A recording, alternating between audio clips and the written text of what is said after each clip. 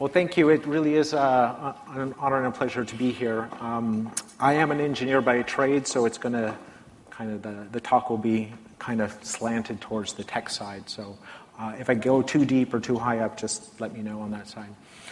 So I want to start with kind of a journey line, and I'm going to use me as an example. So at home, I'm a tinker, I'm a hacker, though at work I use Objective-C or Rails or what have you. You know, I have a lot of things, a lot of gadgets and gizmos. I have an Ecobee, which is a HVAC solution. I have a Seiko coffee machine, all connected with through the internet. I have window dressings that can actually open and close. I have alarm systems. I have too many apps, right? It's confusing on that side. So we saw this relationship of one thing to one app, and there's some really great pushes on the consumer side.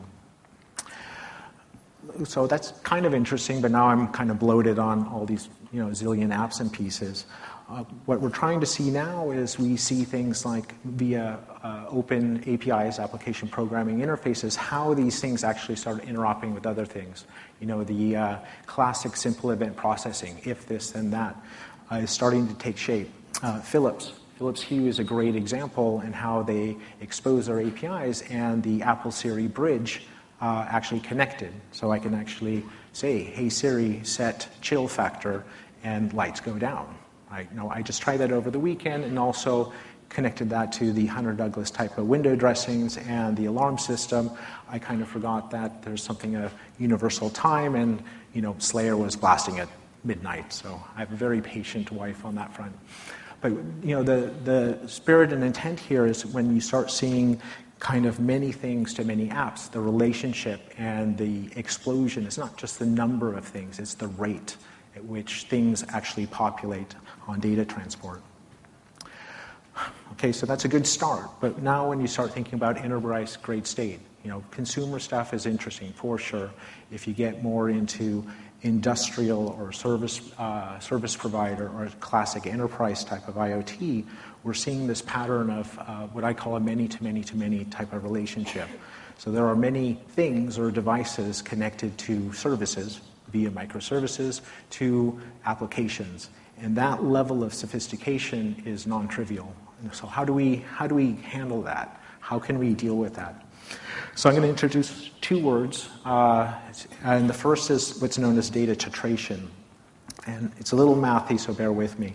So if we look at just the basics of adding things or multiplying things or the exponential aspects of things, what we're talking about in a many-to-many relationship is actually a lot. That's a big number, right? And not only is it a big number, it reaches infinity at a hyper scale. So when we're talking about deterministic loop patterns, where we have to actually provide just-in-time decision-making, right? And we're talking about millions, billions, trillions of sensors, actuators, what have you, normalized to, say, a device-level interface, we have to deal with these things.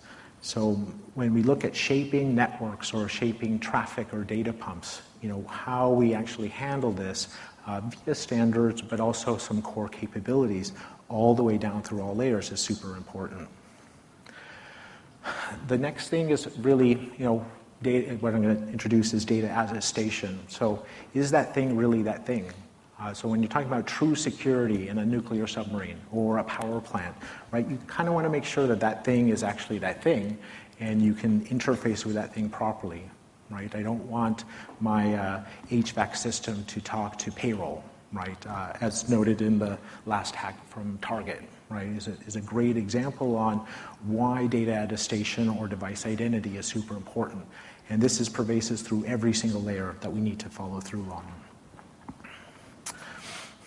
So to bring it down, we spent a ton of time with analysts, customers, service providers, systems integrators, and so on. We feel that there are three main players or stakeholders when we talk about IoT. Of course, the thing makers when we talk about robotics, via like a FANUC robot or what have you. The application providers who actually stitch these things as a service or many things as a service to some value add. solution. And then, of course, the customers, specifically IT, OT, on how we can actually safely create, assemble, certify, validate, deploy, and operate a solution. We also think that, the actual integration, specifically if we look at, service providers or SIs or those pieces, to enable them so they can reduce their time to market is super important. And we can do that via standards, patterns, practices, and physical infrastructure that can actually manage this type of load.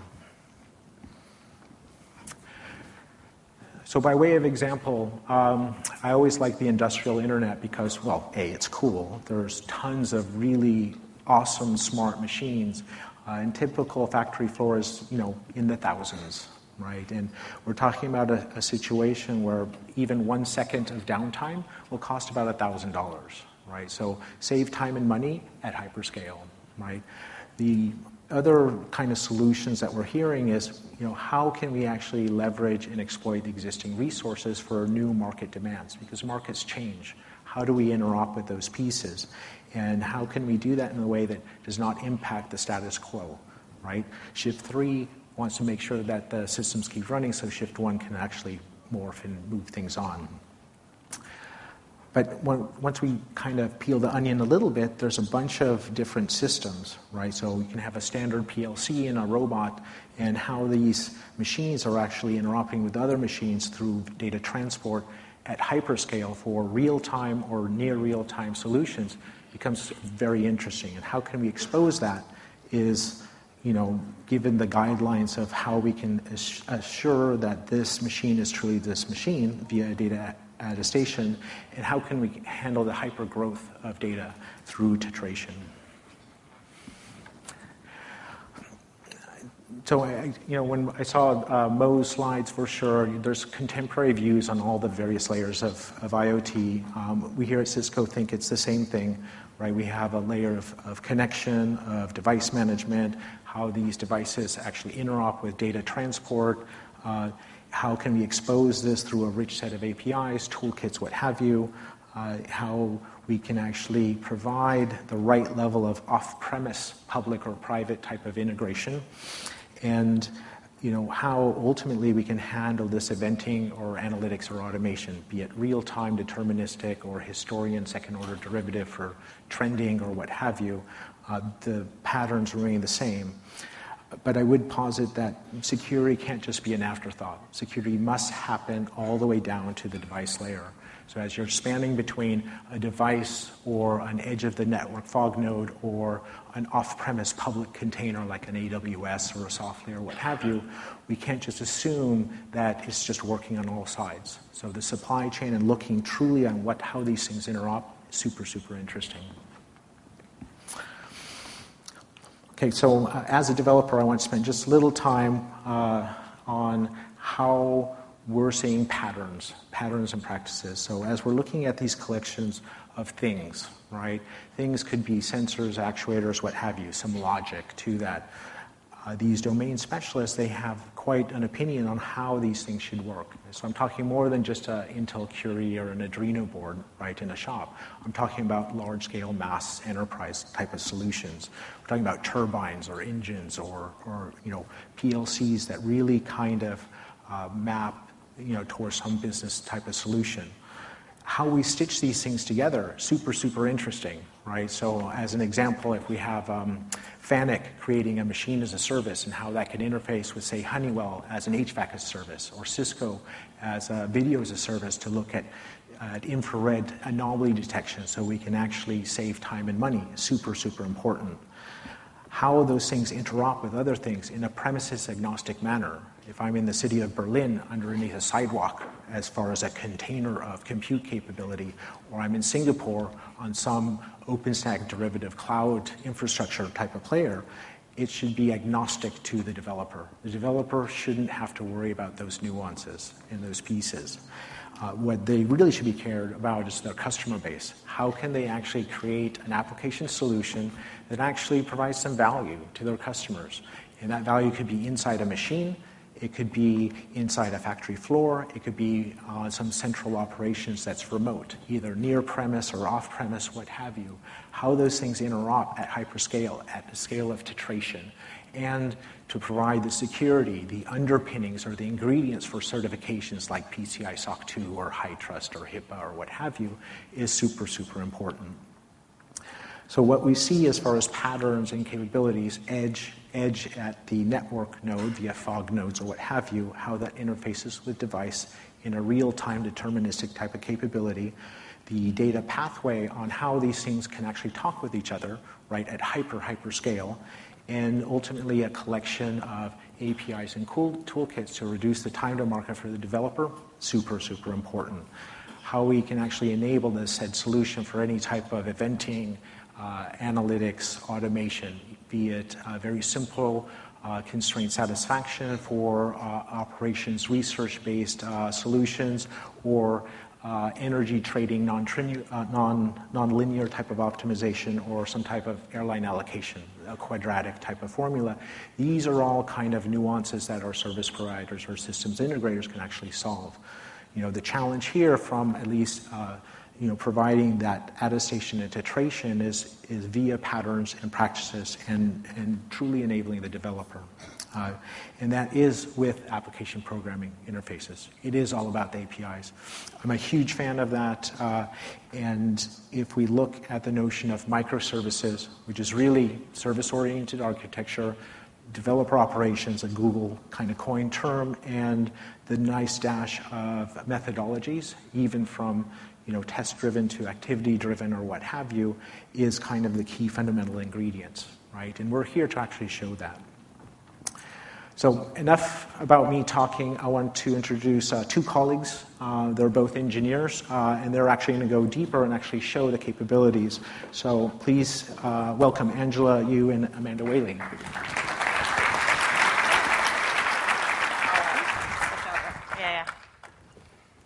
So hello, I'm Amanda Whaley. I'm part of the Cisco DevNet team. And DevNet is the developer community for Cisco. And we work across all of the Cisco technology areas: collaboration, IoT, networking, cloud. And our mission is to get developers to work hands-on with Cisco platforms and to enable them to build cool things with those platforms. So IoT is a very interesting area for us. And we're going to show some applications that we've built. I'll let Angela introduce herself first. Sure. I can do that. Hi, I'm Angela Yu. I'm on John's team. We're a group in Cisco that is building the newest IoT software capabilities on in our portfolio. My role is ecosystem strategy. So that's thinking about how we work with partners, how we enable developers, and how all that comes together to ultimately empower customers and end users. So what we wanted to do today is we wanted to show you an example of some of these ideas that John was talking about. We wanted to take you through the building of an application, solving a particular problem that deals with some of these scale and security and edge issues that he was bringing up. So we're going to walk you through the problem statement that we took on, some of the APIs that we've used, and some of the equipment that we're running on, and show you how it all fits together. Yeah. So we took some inspiration from an upcoming event. Anybody excited about the big game coming up in 2 Sundays? It's actually going to be hosted at the stadium that's literally down the street from our headquarters. So we're really excited about not only the game and the sport, but also that this is a really good example of IoT in action. We've got 80,000 people coming to attend and work at the stadium that day. And we have everybody's coming in a very short amount of time. They're all going to have mobile devices, and they're all going to be making real-time decisions in a very quick manner. That's a really good example of John's concept of tetration, where tons of data points are going to be coming together in a very short amount of time. It's also an example of, some of the things that are frustrating about our lives today.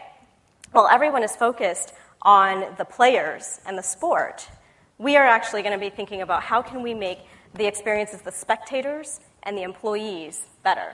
Manny will talk a little bit more about that. So what we decided to take on is you're at the game, you want to get some concessions. You want to go get maybe a beer or a nice beverage. You want to find the shortest line. You don't want to spend a lot of time walking around looking for where to get those concessions. So we're going to build an application that will help you find the shortest concession line. Some of the sensors that we're going to deal with are location. So we have a location solution that we'll be using. The keg level sensor. We want to make sure that when you get to that shortest line, that the kegs are full and that your favorite beverage is there. And so we're going to take on that operational side of it to make sure everything's running smoothly also. And then the other part is how long is the line? There's several ways that we could measure the wait time in the line. We could use dwell time, which is a measure of how long your device has been hanging out, or how long everyone's device has been hanging out in that area. We could do it with beacons or sensors that sense people moving in and out of the area and what's the average time that they're staying. We could also do it with video analytics, using video cameras to do some imaging and look at how long the lines look. So we've modeled that in our application. We're going to have a line weight modeling with the data, and then we're also going to work with the location and the keg level to get this optimum solution to you. So I'm going to take you behind the scenes of how we designed our demo so you know what you're looking at when we actually show you the demo. But basically, we wanted to illustrate the points of many things powering a diverse kind of analytics and powering, ultimately, multiple kinds of applications. With the two kinds of analytics, we're going to be serving both the consumer or B2C space with the spectator experience, and on the other side, we're going to be doing more operational analytics to help the B2B side and the stadium operators operate more efficiently. I'm going to go a little bit deeper into the solution part of it. So we've got at the lowest layer our things. What are our sensors that we're using? We already talked about the weight line estimation and several of the ways we can sense that. Location is a big one, and what we're using in our scenario here is Cisco Connected Mobile Experience, or CMX. And there's an analytics piece of that, and we're using that to get some information about where everyone is. It's based on your device, so it's a Wi-Fi solution. It's looking at the MAC address on your device as you move around the venue and pinpointing your location, and everyone else's location too. So we can, from the device, see where your device it currently is, where other people's devices currently are, for people who are on the network. Then we have the keg piece. How do we get the level that's in the keg? How do we make sure that that's staying, that we get the replacement kegs there so everything keeps flowing? And we're using an open source project called KegBot. This is a really interesting project. I encourage you to look at it. It's really cool. You can even use it for a home keg or a small venue, and you can also scale it up. So it's an open source project. They have a flow sensor that you put in your line, and it senses the flow of how much you're pouring out. There's an Arduino-based board that helps it communicate. And you can use it just locally with an Android application, but there's also a KegBot server. And the best thing about the KegBot server is it exposes APIs. So from those APIs, these are the open APIs we've been talking about, we can get the volume of beer in the keg, we can get how many drinks have been poured, we can get the rate that drinks are being poured, we can get all this kind of information, pull it into our applications so that we can do these two-sided apps. So we've got CMX running, and then we're also, to help the concession stands, we're going to make a dashboard. And we're using tools by Tempo IQ. They do real-time analytics, and we can build these neat dashboards that show us, time to empty and what's going on in the kegs and who needs a replacement keg, all these kinds of things. And then we have 2 Android applications that are running on devices up here. Those are custom applications we wrote in-house for this demo purpose, but they'll give you a view of what's happening, what the consumer would see, and what the employees would see. And we have all of this running on our Cisco Industrial Router 829 here at the edge at our presentation. There's lots of different ways you can deploy it, but that's the way we went for it for this presentation. Yeah, definitely. The reason for deploying it at the edge and why we're daring to do a live demo here today is because we wanted to run everything locally to show that you can run applications at the edge without being dependent on the cloud. For example, it's really frustrating at a stadium when you're trying to tweet out or even just text message someone what a great time you're having, and the network is clogged and you can't get it out. Even this morning at the conference, we heard we had Wi-Fi issues because the service provider had a power outage. So you never know what's going to happen, but mission-critical applications like beer supply need to keep running. So we're running it all locally, and so simulating that experience of being able to keep things up and running even when there are interruptions to the larger networks. So you're going to show the APIs, actually. That's right. So next thing that we're going to dive into is we want to actually show you some of the data that's coming in from the sensors. And we're using Swagger. Anybody familiar with Swagger? It's like a really great API documentation tool. It gives you a way to interactively try APIs and see the data that's coming back and forth. So we're using it as part of our demo to give you guys an insight into the data that's flowing and these APIs that we're calling. And Angela's going to show you the person API. Yeah, I'll just walk you through. So that person API, that is simulating, if we're taking a look at a single MAC address, so say my mobile phone right there, and taking a look at this MAC address. Let's see, where is he located? So you can see the API here. The response is going to return the MAC address of this particular client, the location on the map coordinates, some other meta information, and like who the username might be if it's an employee, and we can actually also look at the line API, that line weight estimator that Mandy talked about. We also have that simulation of that API running on this for beverage stand 3, sure. And what we're going to get back is really simple.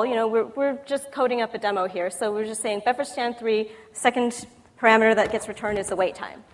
We could even refresh it. You want to refresh it or like Where's my button? Try it out. Oh, up. Oh, sorry. Yeah, the try it out button. So you click it again, you have a new wait time. The line got shorter. So that's right. Some people were served really fast.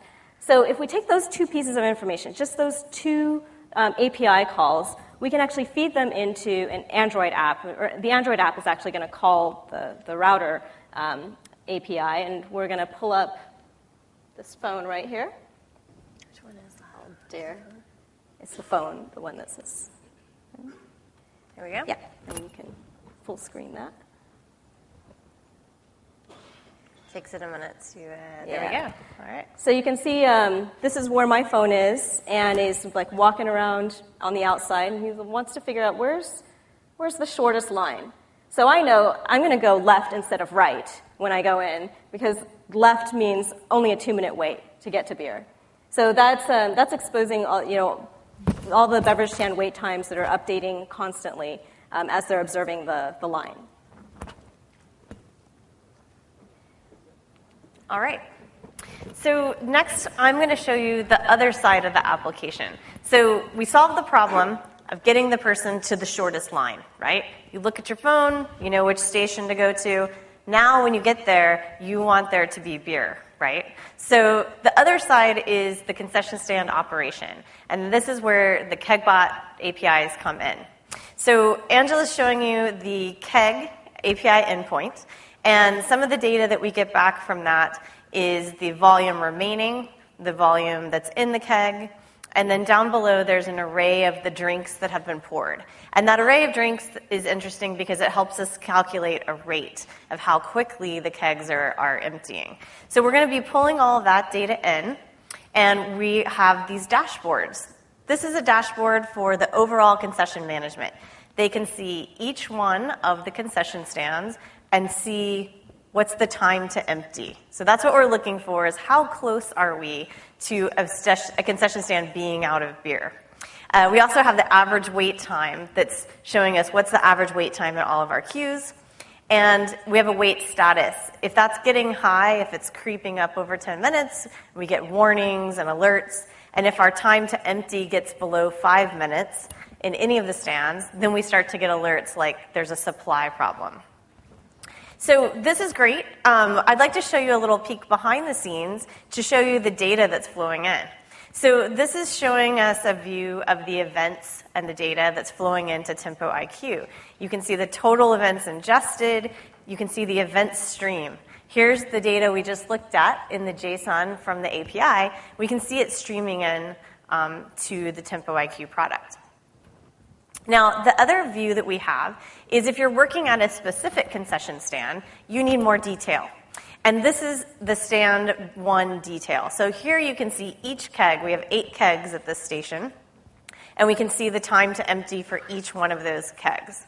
And we have our supply level warning. Once we get below 5 minutes, then we need something to happen so that our kegs will get replaced, right? So this is helping the person who's running the concession stand keep a view on this. Now, when we get below 5 minutes, what we want to happen is we want to find the employee who's the closest. So once again, we're using the location information again, this time for the employee instead of the consumer. And we're saying, what employee is closest to the stand? And let's get him to bring us a replacement keg. Make sure that our supply stays good. So when it drops below, we will get a notification. The employee would have another mobile device that we're going to bring up. Just a second.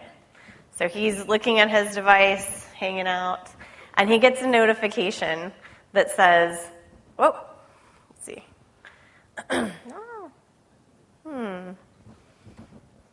That's not us, that's our screen share is not happy. I could show you on here, but it would be tiny. Pass it around. So what's going to happen, hopefully in a minute, is that we're going to get a notification. And it's going to be to this particular employee, the guy that was standing closest to the stand. And it's going to say, beer stand number 6 has a warning, and you need to go take replacement kegs to beer stand number 6.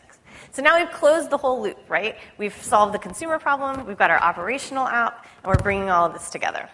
And part of what enabled that and what excites me as a developer is that these open APIs allow us to do this many things to many apps. We can start to get really creative about the problems we can solve, and we can solve them in a more seamless and continuous and real way. This was a fun example with beer and stadium and all this kind of things. But you can also think of it, it's an example of a class of problems, right? Any problem that has location and a supply and demand issue, you could solve with a similar solution. So it's actually a little bit bigger than just beer at the stadium. But it was a fun way to show it, so we wanted to bring it together that way. Yeah. So, to wrap it all up, we really challenged ourselves to think of how we could run all of these things at the edge and figure out some use cases where it would need edge analytics in order to perform it. But the stadium operator would not limit themselves to just edge use cases of this data. They would want to store up all this data and actually send it up to the cloud. And they could run big data analytics, combining not just what's happening right this minute, but what's happened over the whole game, or combine it with the past 5 games or 10 games, in order to do more historical analysis. And that's where really the right place is for his cloud analytics and cloud applications, is to do things that are not necessarily up-to-the-minute mission critical. Yeah. One example of that is when we were calculating the time to empty, the rate calculation that's happening there, that would get better with more and more and more data. And it would, at the beginning of events, you don't have that much data to do it, but you could start your event based on data from your last event and have a better slope and a better accuracy for that. So there's lots of ways that you would bring that in. Yeah. And we, even with just the simple demonstration where we had, we kept it as simple as possible. We had 4 parties come together with Cisco and Kegbot, Tempo IQ, and the app maker.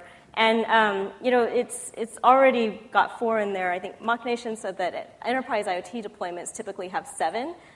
So 7 vendors coming together, all of them needing to talk to each other and share data with each other. That really illustrates John's second point of data attestation being needed, so where you know who you can trust and who is malicious and shouldn't be allowed to share data with the network. So turn it back over to John. Right. Very cool. So thanks, and thanks for the demo gods for being reasonable. Really well done. So just to recap, because I'm in between you and beer, that's for you, just outside. Just wanted to reiterate a couple things. The realizing the potential of IoT, we may call it different things, but really this is kind of an awesome part of the journey line. We're looking at how things can go from simple one-to-one to many-to-many and many-to-many-to-many. The notion of actually securing this thing properly, securely, at hyperscale using the notions of attestation and tetration is going to be the path forward on how we solve those things. And we're going to expose this via APIs, so northbound, southbound, so we can actually reduce the time to market for developers to actually realize these types of solutions. These span across consumer, service provider, industrial, or enterprise. The same patterns still apply. So thanks again for the opportunity to speak.